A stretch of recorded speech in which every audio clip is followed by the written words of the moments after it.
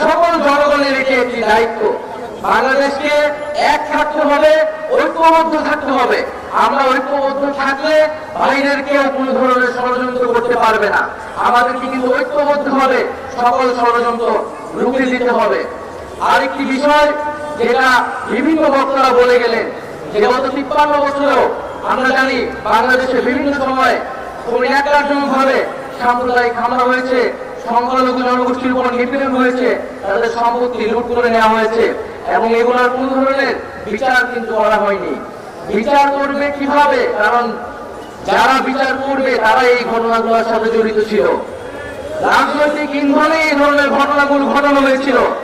যার কাছে আপনারা বিচার নিয়ে গেছিলেন তারাই কিন্তু এই ঘটনাগুলো ঘটিয়েছিল। আজকে সংখ্যালঘু সম্প্রদায়কে বারবার রাজনৈতিক টুল হিসেবে ব্যবহার করা হয়, রাজনৈতিক ভোট ব্যাংক হিসেবে ব্যবহার করা হয়, কিন্তু দিন শেষে দেখা যায় তাদের পাশে কেউই দাঁড়ায় না। যখন ভোট নেওয়া হয়ে যায় তখন কিন্তু আর তাদের কথা মনে থাকে না।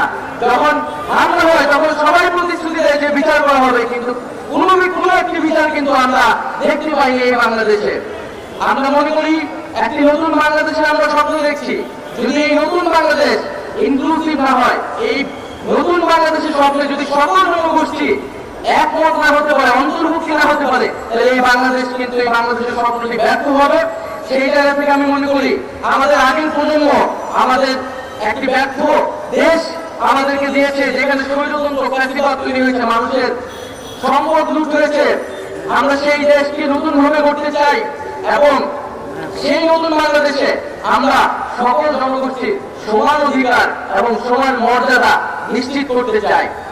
আরেকটি বিষয় আপনাদের উদ্দেশ্যে বলতে চাই যে বাংলাদেশের ইতিহাস কিন্তু সাম্প্রদায়িক সম্প্রীতির ইতিহাস।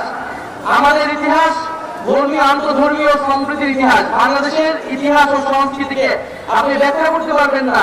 এখানে হিন্দু, মুসলিম এবং অন্য সকল সংস্কৃতির যে সংমিশ্রণ, যে সম্মেলন ঘটেছে, তার সেই বিষয়টি ছাড়া কিন্তু বাংলাদেশের সংস্কৃতিকে ব্যাখ্যা করা যাবে না।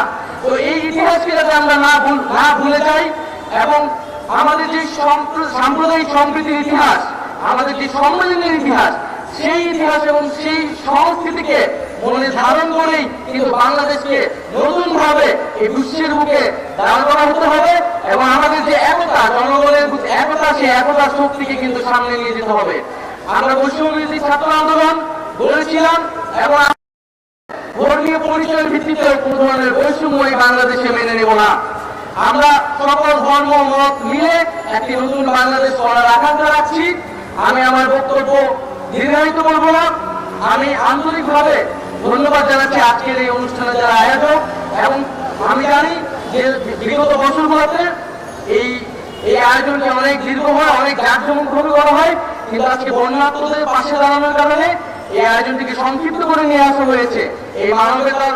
এই মানবতার পাশে দাঁড়ানোর জন্য আজকে আমি ধন্যবাদ জানাচ্ছি আন্তরিকভাবে।